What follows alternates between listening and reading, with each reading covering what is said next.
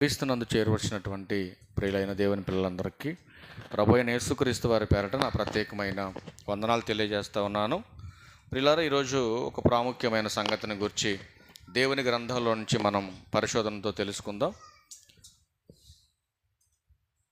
యాకోబు గారు రాసిన పత్రిక 4వ అధ్యాయం 17వ వచనాన్ని ఒకసారి మనం చదువుకుందాం. యాకోబు గారు రాసిన పత్రిక 4వ అధ్యాయం 17వ వచనం. అందరూ బైబిల్ తెచ్చి చూడండి. కాబట్టి మేలైనది చేయనిరిగి అలాగు చేయని వానికి పాపము కలుగును.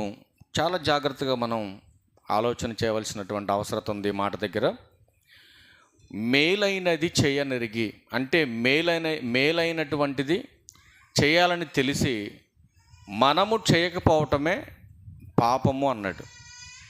11 గంటలకి ఆరాధనకు రావటం మేలా కీడా చెప్పాలి.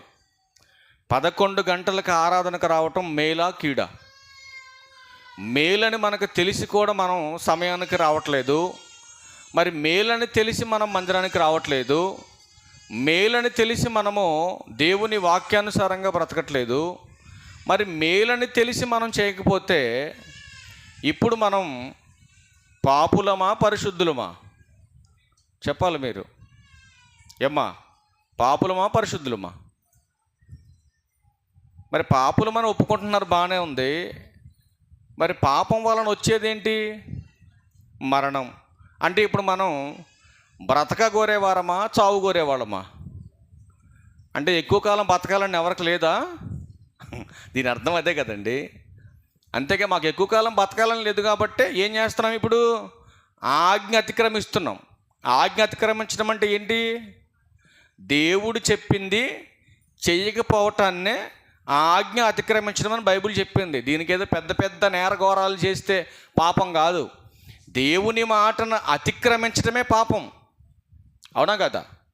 ఆదాము అవ్వలకి పాపం ఎలా వచ్చింది? దేవుడు చెప్పింది చేయకపోవటం వలన వచ్చింది. పండు తినడం వలన పాపం రాలేదు వాళ్ళకి. దేవుడు చెప్పింది వాళ్ళు చేయలేదు కనుకనే పాపం వచ్చింది వాళ్ళకి. ఆ పాపం వలన శాపం వచ్చింది వాళ్ళకి. కనుక దేవుని కృపలో నుంచి, ఆయన ఆధీనంలో నుంచి వాళ్ళు నెట్టివేయబడ్డారు. ఏమండి, ఆశీర్వాదాలు కోల్పోయారు, మేలులు కోల్పోయారు, దేవుని దీవెనలు కోల్పోయారు. ఆ తర్వాత వాళ్ళ కష్టం, వాళ్ళ కష్టార్జితం, వాళ్ళు కష్టపడితేనే తిండి, వాళ్ళు కష్టపడితేనే సంతోషం. ఇక దేవుని ద్వారా వచ్చేటటువంటిది ఏమీ లేదు వాళ్ళకి. ఈరోజు మన బ్రతుకులు కూడా అంతే. దేవుడు చెబుతున్నట్టుగా మనం అనుసరించకపోతే పాపం వలన వచ్చు జీతం మరణం అని బైబిల్ చెప్తా ఉంది. కనుక ఆయుష్ను పెంచేది బైబిలేనా? ఆయుష్ను పెంచేది బైబిలేనా? బైబిలేనని భక్తులకు అర్థమైందా? ఆయుషేనని భక్తులకైనా అర్థమైందా? మీరు ఆలోచించండి. ఆయుష్ను పెంచేది బైబిలే ఖచ్చితంగా. ముగింపులో మీకు అర్థమవుతుంది. ఆయుష్ను పెంచేది బైబిలే. కానీ బైబిలే ఆయుష్ పెంచుద్దని ఆనాడున్న భక్తులకు అర్థమైంది. మరి ఈనాడున్న భక్తులకు అర్థమవుతుందా? మీరు ఆలోచించండి. బయటకు తీసుకెళ్ళమ్మా, ఎందుకు ఎడుతుందా పిల్ల? బయట తీసిపో. ఆనాడున్న భక్తులకు అర్థమైంది ఎందుకు మరి దేవుడు పాపానికి దూరంగా ఉండమన్నాడో, ఎందుకు వాక్యాన్ని అనుసరించమన్నాడో, వాక్యాన్ని అనుసరిస్తే ఎంత మేలుందో ఆనాడున్నటువంటి భక్తులకు అర్థమైంది. వాళ్ళు భక్తిగా బ్రతికారు. దేవుని యొక్క నియమాన్ని, దేవుడు చెబుతున్నటువంటి మేలును వాళ్ళు అనుసరించి బ్రతికినట్టుగా మన గ్రంథంలో కనపడుతుంది. అదే మాటను ఇక్కడ యాకోబు గారు మాట్లాడుతూ పరిశుద్ధాత్మ ప్రేరణతో 4వ అధ్యాయం 17వ వచనంలో, కాబట్టి మేలైనది చేయనిరిగి, ఏదైతే మేలో అది చేయాలని నీకు తెలిసి కూడా కొంతమంది పాట పాడాలని ఆసక్తి సోమవారం నుంచి ఉంటుంది వాళ్ళకి, శనివారం దాకా. ఆదివారం గుళ్ళోకి వచ్చాక పాడరు. మరి కొంతమందికి ఏమండి ఏదేదో చేసేయాలి భక్తి పేరట అన్న ఆసక్తి గురు శుక్ర శనివారాల్లో పుడుతుంది. ఆదివారం రాగానే డ్రాప్ అయిపోతారు. ఏంటంటే ఛార్జింగ్ అయిపోద్ది అనమాట. ఆసక్తి అనే ఛార్జింగ్ అయిపోద్ది వాళ్ళలో. ఒక మంచి పని చేయాలన్న ఆసక్తి ఉంటుంది వాళ్ళకి, కానీ చేయలేకపోతున్నారు. ఎందుకు చేయలేకపోతున్నారంటే ఆత్మీయ బలహీనత అంటారు. అది ఆత్మీయ బలహీనత. కనుక బైబిల్ ఏమంటుందంటే ఖచ్చితంగా మీరంతా కూడా మేలు అనేది ఏదైతే ఉందో దేవుడు చెప్తుంది, అది మీరు తెలుసుకొని చేయకపోతే ఖచ్చితంగా నష్టం ఉంది అని మీకు బైబిల్ చెప్తా ఉంది. కనుక మరి కొన్ని మాటలు మనం బైబిల్లో చూసి ముగించుకునే ప్రయత్నం చేద్దాం. కీర్తనల గ్రంథం దగ్గరికి వెళ్దాం. కీర్తనల గ్రంథం 34వ కీర్తన 11వ వచనం. కీర్తనల గ్రంథం 34వ కీర్తన 11వ వచనం. పిల్లలారా, మీరు వచ్చి నా మాట వినుడి. ఏమండి, దేవుడు ఏం కోరుతున్నాడు?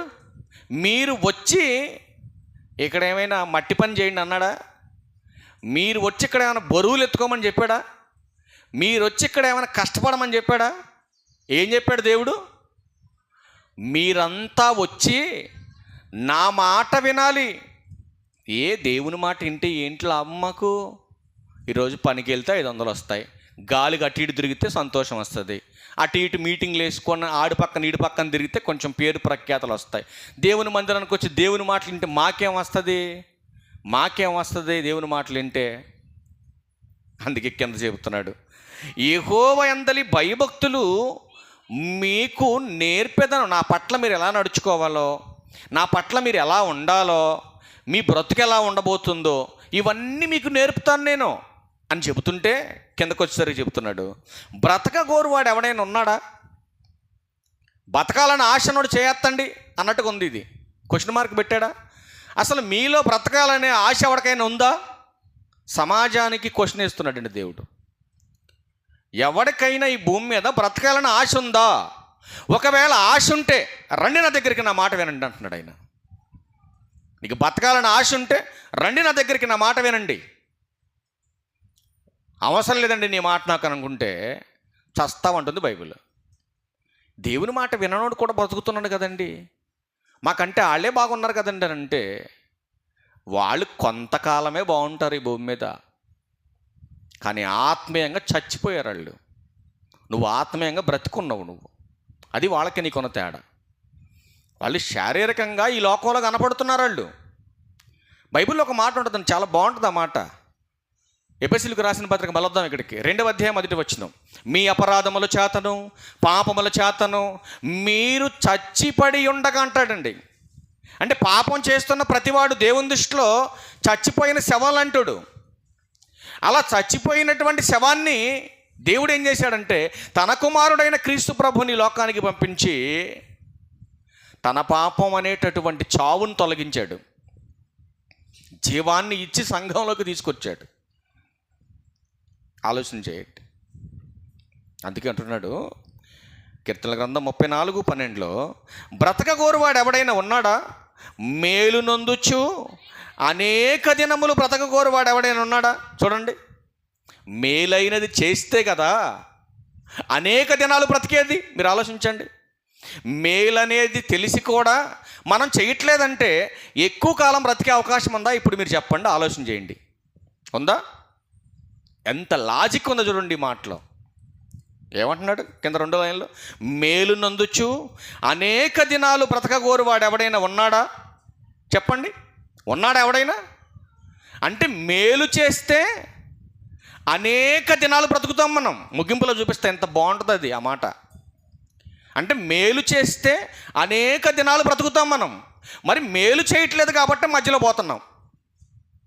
అది రోగం చేత కావచ్చు, యాక్సిడెంట్ చేత కావచ్చు, అనేకమైనటువంటి సమస్యల వల్ల కావచ్చు, ఏదైనా కావచ్చు.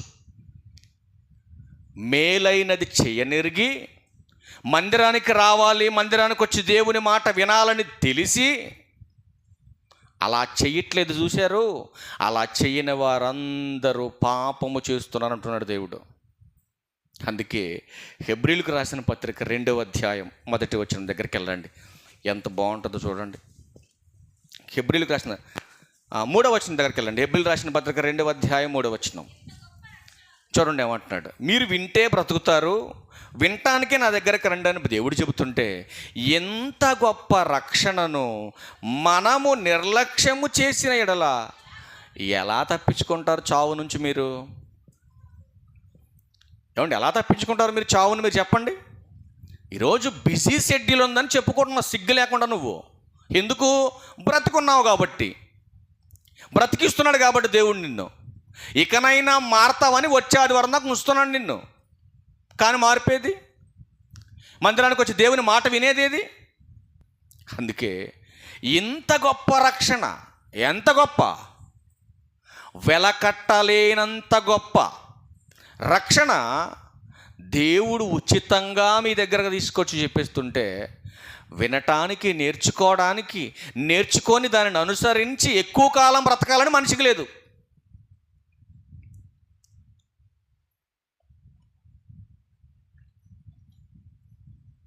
చాలామంది అనుకుంటున్నారు మేమేం చేసినా ఎలా ఉన్నా దేవుడు పట్టించుకోవట్లేదులే, దేవుడు చూడట్లేదులే, దేవుడు చూసినా కూడా మమ్మల్ని ఏం చేస్తాడు అనుకుని ధీమాగా బ్రతికేవాళ్ళు మరి కొంతమంది ఉన్నారు. అందుకే బైబిల్ ఒక మాట రాయించాడు. 139వ కీర్తన మొదటి మాటల్లో చూద్దాం కొన్ని మాటలు. యెహోవా నీవు నన్ను పరిశోధించి తెలుసుకొని ఉన్నావు. భక్తుడైన దావీదు గారు ఏమంటున్నాడండి? ఎలా తెలుసుకున్నావు అని అంటున్నాడండి? పరిశోధించంటే స్పష్టంగా, క్షుణ్ణంగా, అంటే ఏది కూడా నా విషయంలో నీకు మరుగై ఉండలేదు, ప్రతిదీ కూడా నువ్వు తెలుసుకొని ఉన్నావు అంటున్నాడు దావీదు గారు. అంటే క్షుణ్ణంగా దేవుడు తెలుసు అన్నమాట. ఏమేం తెలుసు దేవునికి? నేను కూర్చోవటం, లేవటం నీకు తెలియను, నాకు తలంపు పుట్టకమంటే, అంటే నాకు ఆలోచన పుట్టక మునిపే నీవు నా మనస్సు గ్రహించుచున్నావు. నా నడకను, నా పడకను నీవు పరిశీలన చేసి ఉన్నావు. నా చర్యలన్నిటినీ నువ్వు బాగా తెలుసుకొని ఉన్నావు. చర్యలంటే పనులు, అంటే నేను ఎక్కడ కూర్చుంటున్నానో, ఎక్కడ తిరుగుతున్నానో, ఏం చేస్తున్నానో, ఏం తింటున్నానో, ఏం మాట్లాడబోతున్నానో ప్రతిదీ కూడా నా చుట్టూ ఉన్న వారికంటే కూడా ఎక్కువగా ఎవరో తెలుసు? దేవునికి ఎక్కువ తెలుసు. కనుక ప్రతిదీ కూడా దేవుడు మనిషిని చూస్తున్నాడు. మరి అన్నీ చూస్తున్నటువంటి దేవుడు నువ్వు మందిరానికి వస్తున్నావో రావట్లేదో చూస్తున్నాడా చూడట్లేదు చెప్పాలి మీరు. ఏమ్మా, అన్నీ చూసే దేవుడు ఆదివారం ఆరాధనకు నువ్వు వస్తున్నావా, మానేసేయడానికి తిరుగుతున్నావా, మరి దేవుడు చూస్తాడా చూడడా? మీరు ఆలోచించండి. ఇప్పుడు దేవుని మందిరానికి రాకుండా తిరుగుతున్నావని దేవుడు చూస్తే నీ ఆయుష్ పెరుగుద్దా తరుగుద్దా? ఇప్పుడు అదేగా చెప్పేది ఇక్కడ. ఆయుష్ను పెంచేది బైబిలే అని అంటే ఖచ్చితంగా బైబిలే. కానీ భక్తులకి ఎంత అర్థమైంది? నేడున్న భక్తులకి, ఆనాడున్న భక్తులకి అర్థమైంది. ఆయుష్ పెరగాలంటే దేవా నీ కృప కావాలి, నీ మాట కావాలి, నీ ఆదరణ కావాలి. నువ్వు లేనటువంటి బ్రతుకు శూన్యం అనుకున్నారు వాళ్ళంతా కూడా. అందుకే అన్నీ విడిచిపెట్టారు, బాహ్య సంబంధమైనవన్నీ విడిచిపెట్టారు. భక్తి పేరట దేవునికి అంకితం చేసుకున్నారు ఆనాడు ఉన్నటువంటి భక్తులు. మరి ఈనాడు మీరు ఆలోచన చేయండి. అందుకే మరొక మాట చెప్పాడు, మరొక మాట. సామెతల గ్రంథం 18వ అధ్యాయం 21లో ఆయుష్ను పెంచాలంటే బైబిలే పెంచుతుంది. కానీ ఇక్కడ ఒక ఆలోచింపచేసే మాట చెప్పాడండి. ఏంటి? జీవము మరణము నాలుక వశం అంటున్నాడేంటి? అంటే నువ్వు ఎక్కువ కాలం బతకాలన్నా, తొందరగా చావాలన్నా దేని మీద బేస్ అయి ఉందండి నీ ఆయుష్? దేనికి మీద? కట్ట చెప్పాలి. నువ్వు ఎక్కువ కాలం బతకాలన్నా, తొందరగా చావాలన్నా దేని మీద బేస్ అయి ఉంది నీ బ్రతుకు? నాలుక. చిన్న నాలుక మీద నా ఆయుష్ ఏమండి ఆధారపడి ఉందా? చిన్న నాలుక మీద నా చావుకి నిర్ణయించబడిందా? ఏంటి ఇంత కఠినంగా మాట్లాడుతున్నాడు? ఏమన్నాడు చదవండి ఒకసారి ఆ మాట. జీవ మరణములు నాలుక వశం, దాని యందు ఇష్టపడు వారందరూ దాని ఫలాన్ని తింటారు. అంటే నోరు ఉంది కదా, నాలుక ఉంది కదా, ఏది పడితే అది మాట్లాడేద్దాం, ఏది పడితే అది అనేద్దాం, ఏది పడితే అది చెప్పేసుకుందాం. ఏమండి, నిజమెంతో మనకు తెలీదు, అక్కడ ఏం జరిగిందో మనకు తెలీదు. ఏమండి, వాళ్ళ గురించి వీళ్ళు మాట్లాడుకోవటం, వీళ్ళ గురించి వాళ్ళు మాట్లాడుకోవటం. అంటే ఇప్పుడు నువ్వు ఆయుష్ని పెంచుకుంటున్నావా, తుంచుకుంటున్నావా? ఆలోచించండి. నువ్వు స్టాండర్డ్గా ఉన్నావా లేదా నువ్వు చూసుకోవాలి ఫస్ట్, అంతేనా? ఫస్ట్ నేను కరెక్ట్గా ఉన్నాను లేదా నన్ను నేను చూసుకోవాలి. ఆ తర్వాతే కదా ఎదటోడికి నేను న్యాయం చెప్పగలను, నీతి చెప్పగలను, ఏదైనా చేయగలను నేను. ఇప్పుడు నా స్టాండర్డే తినగలేదు, నా స్టాండర్డ్ తినగలేకుండా ఎదటోడికి ఇంకా నేనేం చెప్పగలను? చెప్పండి, ఆలోచించండి. అందుకే ఏమంటున్నాడంటే, ఒక భక్తిపరుడైనటువంటి నీవు, భక్తిపరురాలైనటువంటి నీవు నోటికి కళ్ళెం పెట్టుకొనక తన హృదయమును మోసపరుచుకొని, కంటిన్యూ చేయమ్మా, భక్తి గలవాడనని అనుకొనిన ఎడల వాని భక్తి వ్యర్థము అన్నాడు. వ్యర్థం అంటే ఉపయోగం లేదని. నీ నోటికి కళ్ళెం పెట్టుకోనకుండా, నీ నోటికి వచ్చినట్టు మాట్లాడకుండా, నీ నోటికి వచ్చినట్టుగా ఏమంటే అనేకమైనటువంటి విధానంతో నువ్వు బ్రతుకుతూ నేను భక్తిపరుణ్ణి, నేను భక్తిపరురాలని చెప్పుకుంటే ఏమైనా ఉపయోగం ఉందా? మీరు చెప్పండి. పొద్దున్న లేక తాళ్ళ మీద నిందలో, ఏళ్ళ మీద నిందలో, ఏమంటే ఆళ్ళకి వీళ్ళకి గొడవలు పెట్టడం, ఏమంటే ఆళ్ళ మీద ఏళ్ళ మీద తప్పుడు నేరాలు మోపటం, ఇవన్నీ చేసుకుంటూ నోటుకొచ్చినట్టు మాట్లాడుతూ ఉంటే ఇప్పుడు నేను భక్తిపరుణ్ణి చెప్పుకుంటే ఏమైనా సరిపోద్దా? మీరు చెప్పండి. ఇదే నోటితో దేవుని మాటలు మాట్లాడుతూ, ఇదే నోటితో దుర్భాష మాట్లాడాను అనుకోండి, నా భక్తి నాకేమైనా లాభం ఉంటుందా? మీరు చెప్పాలి. ఉంటుందండి? ఖచ్చితంగా ఉండదు. అందుకే మరొక మాట చెబుతున్నాడు చూడండి. కీర్తనల గ్రంథం 34వ కీర్తన 13 దగ్గరికి వెళ్ళండి. 34వ కీర్తన చదువుకున్న మనం ఆల్రెడీ ఎందుకు అక్కడ, ఇప్పుడు దాన్ని కంటిన్యూషన్ చేద్దాం. 34వ కీర్తన 13 వచనం చూడండి, ఎంత మంచిగా చెప్తున్నాడు చూడండి. చెడు మాటలు పలకకుండా నీ నాలుకను, కపటమైన మాటలు పలకకుండా నీ పెదవులను కాచుకోవాలి జాగ్రత్తగా. పశువులు తోలుకెళ్ళి ఎంత జాగ్రత్తగా కాచుకుంటాం? గొర్రెల మేకలను తోలుకెళ్ళి ఎంత జాగ్రత్తగా కాపాడుకుంటాం? ఈరోజు చాలామంది విడిచిపెడుతున్నారు పశువులు కూడా. కొన్ని పశువులేమో ఇంటికి వస్తున్నాయి, కొన్ని పశువులేమో వ్యాన్లు ఎక్కి కటింగ్ షాప్కి వెళ్ళిపోతున్నాయి. చాలామంది తెలియదు. పిచ్చిమోకంళ్ళు ఎక్కడ పోయినాయో, అయ్యో వస్తేలే అనుకుంటున్నారు ఇంటికాడ ఉండి. ఇక రావేక అయ్యో ఒకప్పుడు గేదెలు పోతే వారానికో 10 రోజులకు వచ్చే రోజులు, ఈ రోజు 3 రోజులు మించి రాలేదనుకో, ఇక రావు, ఎప్పటికీ రావు ఇక. ఎందుకంటే దగ్గరలో 15 కిలోమీటర్ల దూరంలోనే పెట్టారు పెద్ద మిషనరీ ఒకటి. నీ బర్రె కనుక ఆ మిషన్లోకి పోయిందంటే ఏం కనపడదు, ఇంక నీకు రక్తపు సుక్క కూడా కనపడదు అక్కడ. నువ్వు అక్కడే ఉంటావు. మా గేదె ఇందులోకే వచ్చిందంటాయా, నువ్వు మొత్తంలో నీ ముందే పోద్ది వ్యాను ఐస్ పెట్లు వేసుకొని నీ గేదెను ఎక్కించుకొని. అట్లాంటి టెక్నాలజీ పెరిగిపోయింది వాళ్ళ భూమి మీద. అందుకే దేవుడు ఏమంటున్నాడంటే, చెడ్డ మాటలు పలకకుండా నీ నాలుకను, కపటమైన మాటలు పలకకుండా నీ పెదవులను నువ్వేం చేసుకోవాలంట? కాచుకో జాగ్రత్తగా కాపాడుకోవాలి నువ్వు దాన్ని. ఎందుకు? జీవ మరణములు ఈ నాలుక వశం ఉన్న దాని దగ్గరే ఉన్నదనమాట, దాని దగ్గరే ఉంది. ఇప్పుడు నువ్వు చెడ్డ మాటలు మాట్లాడుతున్నావు అనుకోండి, ఎక్కువ కాలం బ్రతికే అవకాశం ఉందా? మీరు ఆలోచించండి, జాగ్రత్తగా ఆలోచించండి ఈ చిన్న పాయింట్ని. ఎక్కువ కాలం బ్రతకాలంటే ఏం చేయాలి? చెడ్డ మాటలు పలకకుండా నీ నాలుకను కాచుకోవాలి. నీ నాలుకను కాచుకోలేదనుకో, నోటి దూర. కొంతమంది చాలామంది నోటి దూరతుంటుందండి, దురద తీరిపోద్ది చక్కగా. పొద్దున మాట్లాడాను నేను మారేమండలో, మంచి విషయం చెప్పాను పొద్దున మారేమండలో.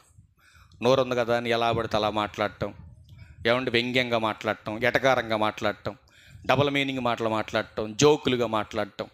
క్రైస్తవుడికి ఇలా మాట్లాడటం అనేది మంచి పద్ధతి కాదది.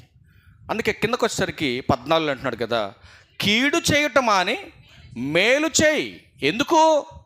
నువ్వు కీడు చేయటం మానేవనుకో ఎక్కువ కాలం బ్రతుకుతావు. బైబిల్ చెప్తున్న సత్యాలండి ఇవన్నీ. చెడ్డ మాటలు పలకకపోతే ఎక్కువ కాలం బ్రతుకుతావు, కీడు చేయటం మానితే ఎక్కువ కాలం బ్రతుకుతావు. నెక్స్ట్ చెబుతున్నాడు, సమాధానము వెతికి దానిని వెంటాడు. సమస్యలు క్రియేట్ చేయడం కాదు. సమస్యలు అంటే గొడవలు పెట్టడం, ఏమంటే కలిసిమెలిసి ఉన్నటువంటి కాపురాల చుచ్చు పెట్టడం అంటారు దీన్ని. కలిసిమెలిసి నలుస్తున్నటువంటి స్నేహితుల మధ్యలో గొడవలు పెట్టడం. అంటే క్రైస్తవుడు సమాధానంగా ఉండాలి, సమాధానపరచాలి. పరిశుద్ధుల సంఘములన్నింటిలో దేవుడు సమాధానమునకే కర్త, అల్లరికి కర్త కదా ఆయన. అందుకే ఎక్కువ కాలం బ్రతకాలంటే, ఆయుష్ పెరగాలంటే చేయవలసినటువంటి సూత్రాల్లో నెక్స్ట్ చెబుతున్నాడు, సమాధానము వెదకి దానిని వెంటాడు. సమాధానాన్ని వెంటాడాలి, అప్పుడు నీ ఆయుష్ పెరుగుతుంది. కిందకు వచ్చేసరికి అంటున్నాడు 15వ వచనంలో, యెహోవా దృష్టి నీతిమంతుల మీదనున్నది, ఆయన చెవులు వారి మొరల కొగ్గి ఉన్నవి. ఎవరైతే నీతిగా ఉన్నారో, ఎవరైతే నీతిగా బ్రతుకుతున్నారో అట్లాంటి వారి ప్రార్థన వింటాడు, అట్లాంటి వారి యొక్క అవసరాలు తీరుస్తాడు దేవుడు. మరొక మాట చూద్దామా? 37వ కీర్తన 27వ వచనం చూడండి. 37వ కీర్తన 27వ వచనం. కీడు చేయటం మాని మేలు చేయము, అప్పుడు నీవు నిత్యము నిలుచుదు అంటున్నాడు. అంటే నీ ఆయుష్ పెరగాలంటే నువ్వు చేయాల్సిందల్లా ఒకటే, కీడు చేయటం మానేయి, మేలు చేయి అంటున్నాడు. ఇప్పుడు యాకోబు పత్రిక 4వ అధ్యాయం 17వ వచనంలో మనం ప్రారంభం చూసుకున్నాం. ఏం మాట అది? కాబట్టి మేలైనది చేయనరికి అలాగు చేయని వానికి పాపము కలుగునన్నాడు. పాపం వలన వచ్చు జీతం ఏంటంటే మరణం అన్నాడు. అంటే ఎక్కువ కాలం బ్రతికే అవకాశం మనిషికి లేదు. ఎందుకు లేదు మనిషికి ఎక్కువ కాలం బ్రతికే అవకాశం అని అంటే, మేలు చెయ్యాలని తెలిసి కూడా మేలు చేయట్లేదు. అంటే ఎదుటివారికి మేలు చేయాలి అని దేవుడు చెప్తున్నాడు, కానీ ఎదుటివారికి మేలుకు బదులు ఈరోజు సమాజంలో ఉన్న వాళ్ళు ఏం చేస్తున్నారంటే కీడు చేస్తున్నారు. అందుకే మనిషి ఎక్కువ కాలం బతకలేకపోతున్నాడు. హెబ్రీయులకు రాసిన పత్రిక 12వ అధ్యాయం 14వ వచనం. హెబ్రీయులకు రాసిన పత్రిక. దేవుడు ఏమంటున్నాడంటే, నాయనా అందరితో, ఎంత బాగుంది మాట చూడండి, అందరితో సమాధానమును పరిశుద్ధత కలిగి ఉండుటకు ప్రయత్నించుడి. ఏమంటే ప్రయత్నించుడి అన్నాడంటే అర్థం ఏంటి? ప్రయత్నిస్తారనా ప్రయత్నించరనా? ఏమండి వంట చెయ్య నేర్చుకొనుడి అన్నాడంటే అర్థం ఏంటి? వంట వచ్చనా? బాగా నేర్చుకొనుడి అంటే అర్థం ఏంటి? రాదని అంటే బాగా రాదని, కొంచెం కొంచెం వచ్చని. కానీ బైబిల్ ఏమంటుందండి? అందరితో సమాధానం, సమాధానం, అందరితో సమాధానం. ఎందుకు? మార్పు లేనప్పుడు అందరితో సమస్యలు మనకి, అందరితో గొడవలు మనకి. ఇప్పుడు మారు మనసు పొంది సంఘంలోకి వచ్చేసాం. సంఘంలోకి వచ్చేసిన తర్వాత అందరితో ఇప్పుడు ఏం చేయాలి? మనం సమాధాన పడాలి, సమాధాన పడాలి, సమాధాన పడాలి. ఒకవేళ మారు మనసు పొందటానికి ముందు ఎవరితో గొడవలు పడి మాకు మాటలేవు అనుకుంటే ఏం చేయాలి? వాళ్ళతో మారు మనసు పొందాక ప్రభు వల్ల పాల్గొంటున్న మనం ఏం చేసి సమాధాన పడాలి వెళ్ళి. ఎంతమంది పడ్డారు అలాగా? అందుకే మన ఆయుష్ పెరగట్లేదు. అందుకే మన ఆయుష్ పెరగట్లేదండి. అందుకే మనకు అన్ని అనారోగ్యాలు, అన్ని రోగాలు, అన్ని సమస్యలు. అందుకే మనం హార్ట్ అటాక్ వచ్చి పోతున్నాం. అందుకే అండి ఆయుష్ పెంచేది బైబిలే. కానీ బైబిల్ చెబుతున్న సూత్రాలు ఎవరు పాటిస్తున్నారు? ఇవన్నీ అందరితో సమాధాన పడండి. ఈరోజు క్రైస్తవులకే విరోధులు ఉండొచ్చా? శత్రువులు ఉండొచ్చా? పగస్తులు ఉండొచ్చా? అసలు మాకు వీరరాఘపురంలో ఎవరు పగస్తులు కాదు అండి. అసలు మేము ఎవరితో మాట్లాడకుండా ఉండమండి, మేము అందరితో మాట్లాడతామండి, మేము పరిశుద్ధులను చేయొద్దండి. ఉన్నారా? ఒక కొంపలోనే బతుకుతారు, ఒకే సంఘానికి వచ్చి వస్తారు ఇక్కడికి. కానీ ఏమంటే ఆమెకు పడదు, ఆమంటే ఏమక పడదు. మళ్ళీ ఈ దరిద్రులు ఇద్దరికి పరలోకం ఇచ్చేయాలి దేవుడు. ఇస్తాడండి? అస్సలు ఇవ్వడు. అందుకే మన బతుకులు ఎక్కడ వేసిన గొంగడు అక్కడే ఉన్నట్టు ఉంది మన బతుకు. అంతే. ఏం మాట్లాడితే రోగం ఏంటి నీకు? ఈ రాత్రి హార్ట్ అటాక్ వచ్చి పోయావు అనుకో, ఏంటి? కుక్కన భారత బయట భారత తీసుకుపోయి నేను ఎవడో కూడా పలకరించాడు, గుర్తు కూడా చేసుకోడు ఇక నిన్ను. బతికినంతకాలం కలిసి నలుగురితో బతుకు, కలిసిమెలిసి నలుగురితో మాట్లాడకుండా తిరుగు. రేపొద్దున నీకు రోగం వచ్చినా, రేపొద్దున నువ్వు సత్యాన్ని అందరూ పాటలు పాడుకొని తీసుకెళ్ళి గోతులు పడతారు తీసుకుపోయి నేను. బతికినంతకాలం ఆడంటే పడదు, ఈడంటే పడదు, ఈడంటే పడదు, ఆడంటే పాడదు. చస్తే ఎవడు నీకు ఆదరించేది? సడన్గా ఏదైనా సమస్య వస్తుంది నీకు, మంచాన్ని ఎక్కుతావు, ఎవరు చేసి పెట్టాలి నీకు? అవునా కాదా? నేను చెప్పింది న్యాయమా అబద్ధమా? ఏమంటే అన్యాయంగా ఏమని చెప్పాను నేను? న్యాయంగా చెప్పాను నేను. దేవుడు కూడా అదే చెప్తుండే బైబిల్లో. నువ్వు ఎక్కువ కాలం బతకాలంటే నాయనా, మీ అమ్మ మీ నాన్న బయటికి నెట్టేసి వాళ్ళ ఆస్తులు సంపాదించుకొని లగ్జరీగా బతికితే బతకో. నువ్వు నీ తల్లిని, నీ తండ్రిని సన్మానించు, అప్పుడు భూమి మీద దీర్ఘాయుష్మంతుడిగా ఉంటావు. అబ్బా, ఎంత లాజిక్ చెప్పాడండి. అంటే ఆయుష్ పెరగాలంటే కూడా ఇదొక సూత్రం. ఇది అర్థం కావట్లేదు చాలామందికి. తిన్నామా, పడుకున్నామా, తెల్లారింది, ఇదే జీవితం అనుకున్నా చాలామంది. ఇది కాదు జీవితం అంటే.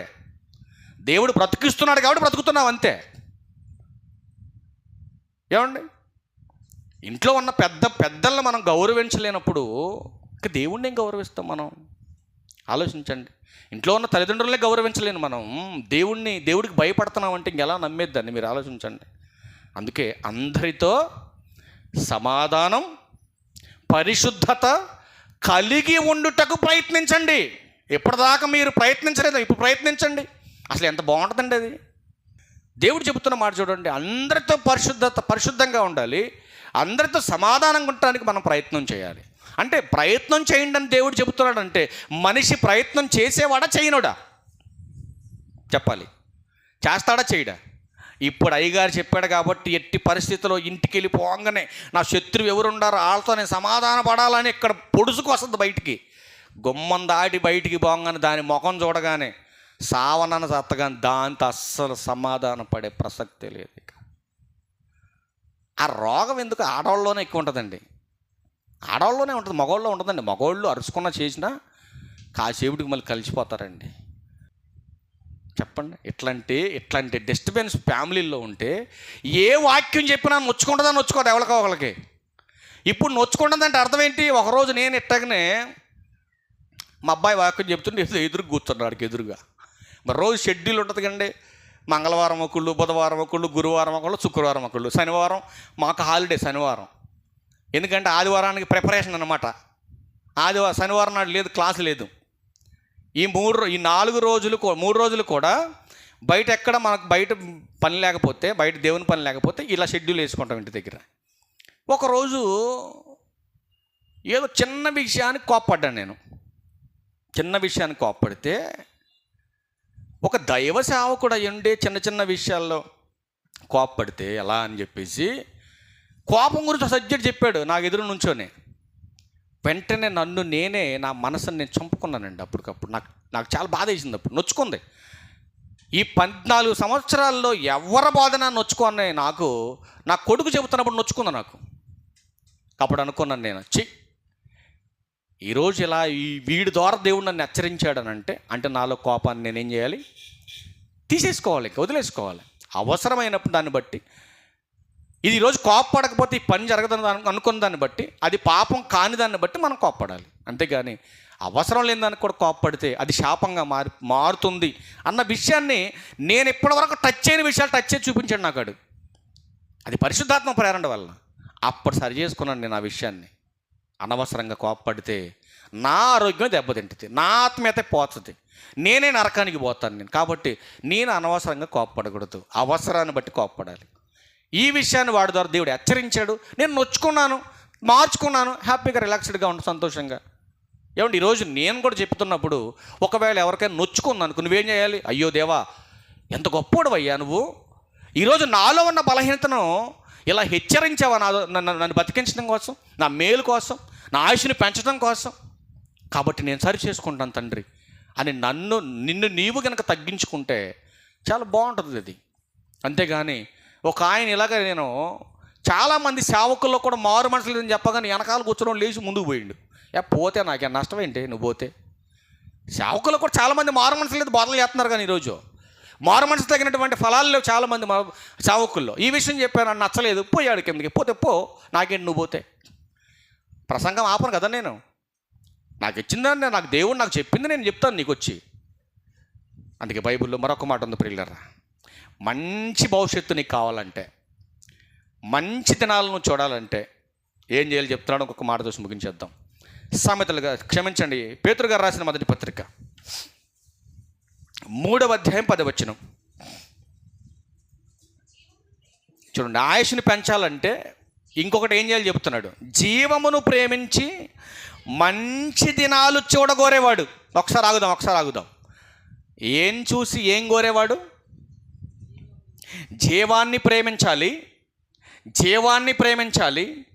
జీవం అంటే ఏది? లోకంలో ఏముంది చెప్పండి? జీవానికి సంబంధించింది ఒక్కటైనా ఉందా? జీవానికి సంబంధించింది ఒక్కటైనా లోకంలో ఉందా? శరీరాశలో ఉందా? నేత్రాశలో ఉందా? జీవపు డంబంలో ఉందా? ఎందులో ఉంది మరి జీవం? వాక్యములో ఉంది జీవం. కనుక వాక్యమును ప్రేమించి మంచి దినాలు చూరగోడేవాడు. మంచి దినాలు ఎప్పుడు? మరి దినములు చెడ్డమని పౌలు గారు ఎఫెసీ పత్రికలో చెప్పాడు కదా, మలాకీ గ్రంథంలో చెప్పాడు కదా, ఆమోసు గ్రంథంలో చెప్పాడు కదా, ఆదికాండంలో చెప్పాడు కదా. మరి మంచి దినాలు అంటాడేంటి దేవుడు ఇక్కడ పేతురు గారు పరిశుద్ధాత్మ ప్రేరణతో? అసలు మంచి దినాలు ఎక్కడున్నాయి?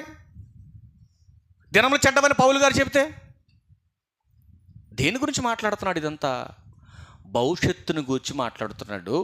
రెండవది ఆత్మీయత నీలో ఉంటే, భక్తికి సంబంధించినటువంటి భావజాలాలు నీలో ఉంటే ఈ భూమి మీద కూడా మంచి దినాలు చూస్తావు నువ్వు. అందుకే చెబుతున్నాడు, ఈ మంచి దినాలను చూడాలంటే చెడ్డదానిని పలకకుండా తన నాలుకను, కపటపు మాటలు చెప్పకుండా తన పెదవులను కాచుకొనవలెను. ఎక్కడ చూసాం ఈ మాట? మనం ఎక్కడో కీర్తనల గ్రంథంలో చూసాం ఈ మాట. మళ్ళా ఇక్కడ పేతురు గారు ప్రస్తావన చేశాడు. అంటే మనుషులు కాచుకునేవారా, కాచుకున్నటువంటి వారా? మీరు చెప్పాలి. ఏమండి, కాచుకునే వాళ్ళేనా? నోటిని కాచుకునే వాళ్ళు ఎంతమంది ఉన్నారు చెప్పండి. బర్రెలు కాచుకునే వాళ్ళు ఉన్నారులేండి, మరి నోటిని కాచేవాళ్ళు, నోటిని కాచుకునే వాళ్ళు ఉన్నారండి? ఉన్నారా? ఉన్నారు నోటిని కాచుకునే వాళ్ళు. ఇప్పుడు నోటిని కాచుకోకపోతే ఏం జరిగిద్దని మనం సామెతల గ్రంథం 18:21 చూసాము. ఏమంటే జీవ మరణములు నాలుక వశం. కనుక ఇప్పుడు మనం ఏం చేయాలి? నోటిని జాగ్రత్తగా కాచుకోవాలి. ఇంకొక మాట చూద్దాం, ఇంకొక మాట. ఇవన్నీ మాకు తెలుసులే బ్రదర్, నువ్వేం మాకు చెప్పనక్కర్లేదులే, ఇవన్నీ మాకు తెలుసులే అని నువ్వు అనుకుంటే బైబిల్ ఏం చెప్తుంది? ఒక మాట చూడు, సామెతల గ్రంథం 3వ అధ్యాయం 7-8 వచనాలు చూడు. సామెతల గ్రంథం 3వ అధ్యాయం 7-8 వచనాలు. నేను జ్ఞానిని కదా అని అస్సలు నువ్వు బ్రతికినంతకాలం అనుకోవటానికి లేదు. నువ్వు ఎంటెక్ చేసినా, బీటెక్ చేసినా, ఏటెక్ చేసినా, దేవుని జ్ఞానం దగ్గరికి వచ్చేసరికి నీకున్నటువంటి లోక జ్ఞానం అంతా గుమ్మం అవతలే పెట్టాలి. నువ్వు నీ సైంటిస్ట్ని, శాస్త్రవేత్తని అన్నా సరే దేవుని జ్ఞానం ముందు తల దించవలసిందే ఎవరైనా, అది గమనించాలి. లేదంటే నేను డాక్టర్నండి, లేదంటే పెద్ద యాక్టర్నండి, నేను ఇంటర్నేషనల్ స్పీకర్నండి అని నువ్వు బైబిల్ దగ్గర తల ఇసిరితే తలకాయ పోద్ది. బైబిల్ దగ్గరకు వచ్చేసరికి నువ్వెంత పెద్ద మేధావి అయినా సరే బైబిల్ దగ్గర నేను జ్ఞానిని కదా అని అస్సలు నువ్వు అనుకోవటానికి వీల్లేదు. అప్పుడు ఏం చేయాలి? దేవుని యందు భయము భక్తి కలిగి చెడుతనం విడిచిపెట్టు. అప్పుడు నీ దేహమునకు ఆరోగ్యం, నీ ఎముకలకు సత్తువ. చాలండి. అంటే ఆయుష్ పెరగాలంటే 2 రీజన్స్ కనపడుతున్నాయి మనకి ఇక్కడ, 2 మూలాలు కనపడుతున్నాయి మనకి. ఒకటి, ఆరోగ్యం ఉండాలి, ఎముకలలో సత్తువ కావాలి, శక్తి కావాలి ఎముకలకి. మీకు విషయం చెప్పమంటారా? శరీరం నుంచి ఆత్మ వేరు చేయబడాలంటే మధ్యలో ఒక క్రియ జరుగుద్ది. ఏంటో తెలుసది? ప్రాణం. అంటే దేహంలో ఆత్మ ఉండాలంటే మనిషిలో ఏముండాలి? ఈ రెండింటిని కలిపే ప్రాణం ఉండాలి. ప్రాణం ఎప్పుడైతే పోతుందో ఆత్మ వెళ్ళిపోతుంది బయటికి. ఆత్మే ప్రాణం కాదు. గమనించాలి ఈ విషయాన్ని. నెక్స్ట్ వారం వచ్చినప్పుడు చెప్తే ఈ విషయాన్ని మీకు. ఆత్మ చావదు, అగ్ని ఆరదు అనే టాపిక్లో వస్తుంది అదంతా కూడా. అంటే శరీరం నుంచి ఆత్మ వేరు చేయబడాలంటే ప్రాణం పోవాలి. ప్రాణం పోతేనే ఆత్మ ఖాళీ చేసి వెళ్ళిపోతుంది బయటికి. మీరు గమనించాలి ఈ విషయాలన్నీ కూడా. అందుకే దేవుని దగ్గర ఎప్పుడు కూడా నేను జ్ఞానుడు అనే విషయాన్ని మన నోటితో మనం మాట్లాడకూడదు. మీరు గమనించాలి. ఒకవేళ స్కూల్లో నేర్పే పాఠాల విషయంలో ఒకవేళ నువ్వు జ్ఞానం కావచ్చేమో, ఒకవేళ లోక సంబంధమైనటువంటి జనరల్ నాలెడ్జ్ విషయంలో నువ్వు జ్ఞానం కావచ్చేమో, ఏమండి మెడికల్ ఫీల్డ్లో నువ్వు జ్ఞానం కావచ్చేమో, కానీ దేవుని వాక్యం దగ్గర మాత్రం నువ్వు నేను ఏ ఒక్కరం కూడా జ్ఞానులం కాదు. ఆయన జ్ఞానం గొప్పది. ఆయన జ్ఞానం కంటే నా జ్ఞానమే గొప్పదని నువ్వు అనుకుంటే ఖచ్చితంగా నిన్ను నువ్వు మోసం చేసుకుంటున్నట్టు అంటుంది బైబిల్. అందుకే ఎప్పుడు కూడా వాక్యం దగ్గర నేను జ్ఞాని కదా అని నీవు అస్సలు అనుకోవద్దు అంటున్నాడు. నిజంగా నువ్వు జ్ఞానివైతే మరి చెడుతనం విడిచిపెట్టాలి కదా. ఆలోచించండి. చెడ్డ మాటలు పలకకూడదు కదా. ఏమండి మేలైనది ఏదో చేయనరికి మరి అలా చేయాలి కదా. నువ్వు జ్ఞానివైతే మరి చేయట్లేదేంటి మరి?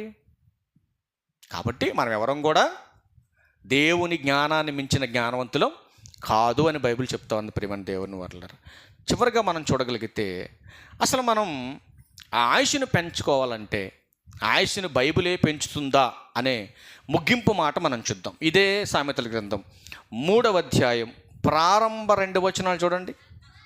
నా కుమారుడా, నా ఉపదేశమును మరువకు. జాగ్రత్తగా మీరు వినాలి.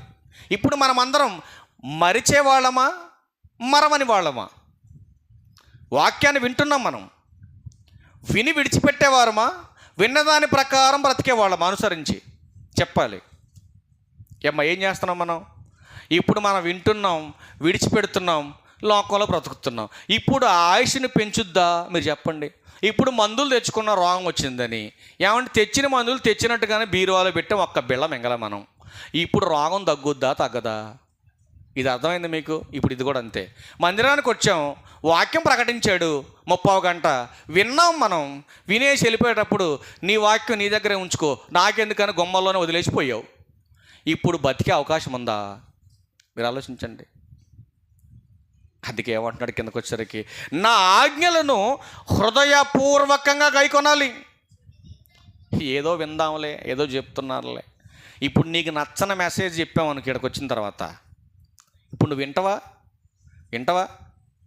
ఇప్పుడు అత్తగోళ్ళ గొడవ గురించి చెప్పామనుకోండి, నయోమి గొప్పది, రూతు గొప్పది కాబట్టి మరి మీరు గొప్పోళ్ళ ఒకసారి ఆలోచించుకొని చూడండి అని అంటే, అబ్బో ఇదేదో తేడాగా ఉంది వ్యవహారం, అత్తగోళ్ళ సబ్జెక్టు, అయితే నేను కోడల్ని, అది అత్త వెనకాల ఉంది కాబట్టి ఈ వర్తమానం నాకు నచ్చలేదు, నేను వినలేను అని నువ్వు కూర్చున్నావు అనుకో, ఏమండి ఇప్పుడు వాక్యం పట్టుదలతో గైకొన్నట్టేనా?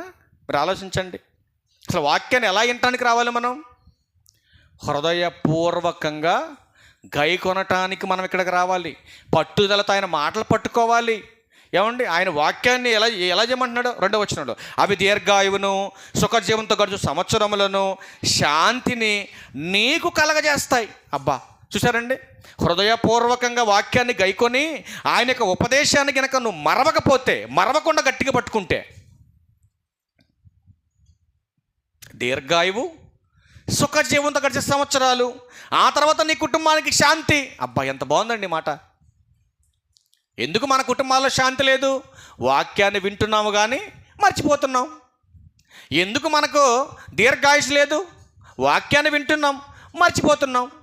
అందుకని హెబ్రీ పత్రిక 2వ అధ్యాయం 1వ వచనంలో ఏమన్నాడు? మనము వినిన సంగతులు విడిచిపెట్టి కొట్టుకొని పోకుండా వాటి యందు మరి విశేష జాగ్రత్త కలిగిన వారమై మనం ఉండాలి. ఏ మాటలైతే ప్రకటించబడ్డాయో, ఏ మాటలైతే మనం వింటున్నామో ఆ మాటలు మనం హృదయపూర్వకంగా గైకొనాలి. గైకొన్నటువంటి మాటలు మరవకుండా కనుక మన హృదయంలో దాచుకుంటే అప్పుడు నీకు దీర్ఘాయుష్ వస్తుంది, అప్పుడు నీ కుటుంబానికి శాంతి వస్తుంది. అంటే ఈ మధ్యలో మరణం రాదా అండి అని అంటే బైబిల్ ఏం చెప్తుంది చూడండి. ఫైనల్గా యోబు గ్రంథం 5వ అధ్యాయం. దీన్ని అందరూ బైబిల్ తీయండి, ఒక్క మాట అందరిది చూడండి. యోబు గ్రంథం 5వ అధ్యాయం ముందు 17 చూద్దాం ఒకసారి. దేవుడు గద్దించు మనుషుడు ధన్యుడు, కాబట్టి సర్వశక్తుడగు దేవుని శిక్షను తృణీకరింపకు. ఒకవేళ వాక్యం వింటున్నావు, వాక్య ప్రకారం బ్రతుకుతున్నావు, వాక్యాన్ని గైకొంటున్నావు, ఒకవేళ ఏమైనా చిన్న చిన్న సమస్యలు వచ్చినాయి అనుకో, అసలు విసుకోమక.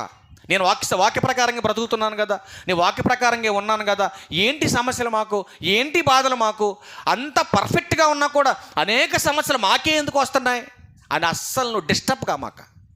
నిజంగా నేను ఎన్నోసార్లు అలా ఆలోచించాను. నేను ఏంటి ఎంత మంచిగా దేవుని పని చేసుకుంటూ పోతున్నా కూడా ఏంటి ఇన్ని సమస్యలు నాకు, ఏంటి ఇన్ని బాధలు నాకు అనుకున్నాను. కానీ తర్వాత నాకు అర్థమైంది, మంచిగా దేవుడు ఎక్కువ ఎవరిని ప్రేమిస్తాడో వాళ్ళని శిక్షిస్తాడో, వాళ్ళని గద్దిస్తాడు. అది గమనించాలి, మీరు ఆలోచించండి. ఎక్కువగా ప్రేమించేవాడు ఎక్కువ గద్దిస్తాడు పిల్లల్ని. ఆలోచించండి. అసలు మా నాన్న గద్దించట్లేదు అని కనుక ఏ పిల్లవాడి నోటి నుంచి ఆయన వచ్చిందంటే ఖచ్చితంగా ఆడు దారి తప్పి నాశనానికి పోతానంటే గుర్తుపెట్టుకోవాలి మీరు. ఆలోచించండి. తండ్రి ఖచ్చితంగా గద్దిస్తున్నాడు అని అంటే వాళ్ళ మేలు కోరుతున్నాడు, వాళ్ళ ప్రేమిస్తున్నాడు తండ్రి, వాళ్ళు పాడైపోకూడదని. అలా కాకుండా ఏమంటే తండ్రి ఫ్రీడమ్ ఇచ్చేసి నెత్తినెక్కించుకుంటున్నాడు అనుకోండి, ఏదో ఒక రోజు వాళ్ళ చేతుల్లో నీ చావు ఉంటుంది, గుర్తుపెట్టుకోవాలి. ఆలోచించండి. అందుకే అంటున్నాడు కదా, దేవుడు గద్దించు మనుషుడు ధన్యుడు, ఆడు దీవించబడతాడు ఎప్పటికైనా.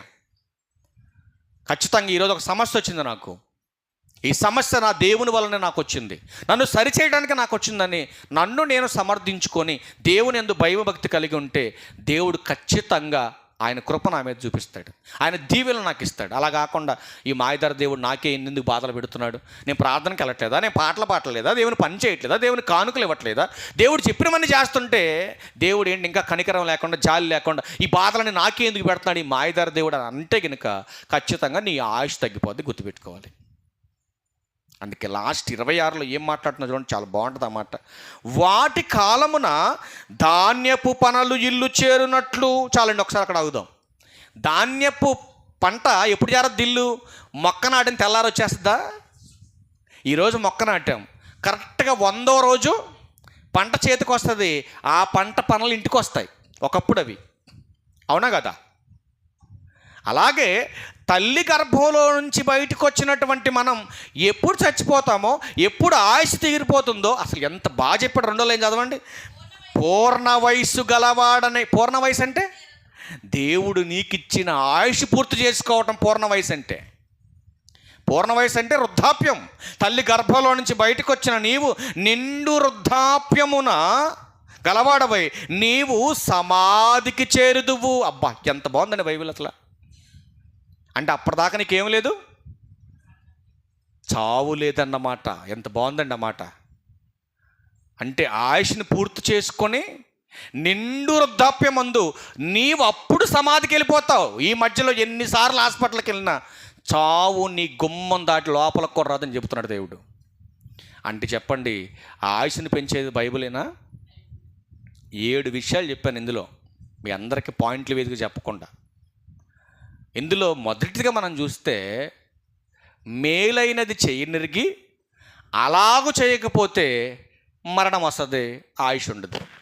2వది రక్షణ నిర్లక్ష్యం చేస్తే, రక్షణ నిర్లక్ష్యం చేస్తే ఆయుష్ పెరగదు, ఆయుష్ తరిగిపోతుంది, చావు వస్తుంది. 3వది చెప్పాను. 3వ విషయం ఏం చెప్పాను నేను? 3వది ఆయన మాట వినటానికి వచ్చిన మనం ఆయన మాట గ్రహించాలి. 4వది చెప్పాను, చెడ్డ మాటలు పలకకుండా నీ నాలుకను జాగ్రత్తగా పెట్టుకోవాలి. 5వ మాట చెప్పాను, ఎదుట వారికి నువ్వు మేలు చేయకపోయినా పర్లేదు కానీ కీడు అస్సలు చేయటానికి వీల్లేదు. 6వ మాట చెప్పాను, అందరితో సమాధానంగా ఉండాలి. 7వ మాట చూపించాను, నేను చెప్పండి లాస్ట్లో. దేవుడు పెడుతున్నటువంటి శ్రమలు, దేవుడు పెడుతున్నటువంటి కొద్ది కష్టాలు, వాటిని విసుకకూడదు అంటున్నాడు దేవుడు. అసలు విసుకోవద్దు నువ్వు. యోబు ఎక్కడా కూడా విసుకోలేదండి, నిందించలే దేవుణ్ణి. ఒకవేళ కొన్ని సందర్భాల్లో స్నేహితులు మాట్లాడుతున్న మాటలను బట్టి కొద్దిగా ఇసుకున్నాడు, కానీ దేవుణ్ణి నిందించలే ఎక్కడ కూడా. ఈరోజు ఎవరన్నా వచ్చి ఇదేంటి రోజు నువ్వే పాటలు పాడతావుగా, ఇదేంటి రోజు నువ్వే గుళ్ళు పని చేస్తావుగా, నీకే ఏంటి రోగాలు అని అన్నారు అనుకో, మన విశ్వాసం ఆకాశంలో ఉండదు, మన అరికాల కిందకు వచ్చి పడద్ది. అది మన విశ్వాసం. కానీ భక్తులు ఎక్కడ కూడా డ్రాప్ కాలేదు వాళ్ళ విశ్వాసాల్లో. ఇప్పుడు చెప్పండి, ఆ ఆయుష్ని పెంచేది బైబిలేనా? మరొక మాట చెప్పాను, అందులోనే ఏం చెప్పాను? ఆయన మాట మరవకూడదు, మనం మరిచిపోకూడదు. విడిచిపెట్టామా ఆయుష్ తగ్గిపోద్ది. అందుకే విడిచిపెట్టకుండా వాటి యందు మరి విశేషమైన జాగ్రత్త కలిగి ఉండాలి. ఏమండి, రోల్డ్ గోల్డ్ మీద జాగ్రత్త ఉంటుందా? ఒరిజినల్ గోల్డ్ మీద జాగ్రత్త ఉంటుందా? మీకు నాంతాడులు 300 రూపాయలు నాంతాడు వస్తుంది ఇప్పుడు. ఏమండి, అసలు అది నిజమైన గోల్డో లేకపోతే ఇది నిజమైన గోల్డో తెలియనట్టు గోల్డ్ వేసుకుంటున్నారు చాలామంది ఇవాళ. ఇప్పుడు రోల్డ్ గోల్డ్ మీద జాగ్రత్త ఉంటుందా మనకి? ఒరిజినల్ గోల్డ్ మీద జాగ్రత్త ఉంటుంది చెప్పాలి మీరు. దేని మీద ఉంటుందమ్మా? ఒరిజినల్ మీదే ఉంటుంది. ఎందుకని?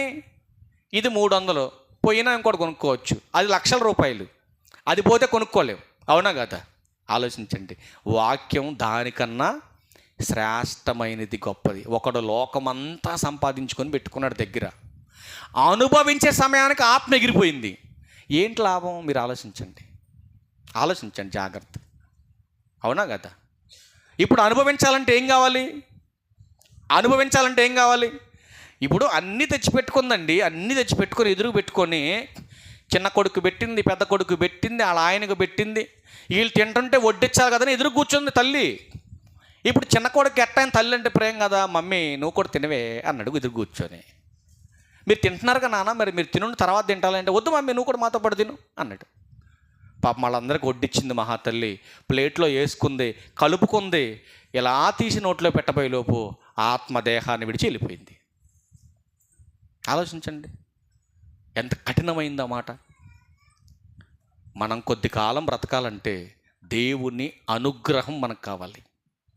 అందుకే ఒక మనుషుడు లోకమంతా సంపాదించుకున్నాడు, తన ప్రాణాన్ని పోగొట్టుకున్నాడు. ఇప్పుడు ఆ ప్రాణాన్ని తిరిగి రప్పించాలంటే సంపాదించిందంతా రాజుగా గుట్టగా అక్కడ పోయింది. కొనగలడా ప్రాణాన్ని? ఎవరిచ్చారు ఈ ప్రాణాన్ని? మన అమ్మ ఇచ్చిందా? మన నాన్న ఇచ్చాడా? ట్రీట్మెంట్ చేసినటువంటి డాక్టర్ ఇచ్చాడా? ఎవడిచ్చాడండి ఈ ప్రాణాన్ని? దేవుడిచ్చాడండి దీన్ని. మరి దేవుడిచ్చినప్పుడు దేవుని అనుగ్రహం మనకొద్దా? దేవుని ఆశీర్వాదాలు, ఆయన కృప మనకొద్దా? ఆయన మాట మనం వినొద్దా? మీరు ఆలోచించండి. వచ్చే వారం చెప్తాలేండి దేవుని మాట వినకపోతే ఏం జరుగుద్దో. వచ్చే వారం చూపిస్తాను. తల్ల వంచని చిన్న ప్రార్థన చేసుకుని ప్రభు బల కార్యక్రమంలోకి వెళ్దాం.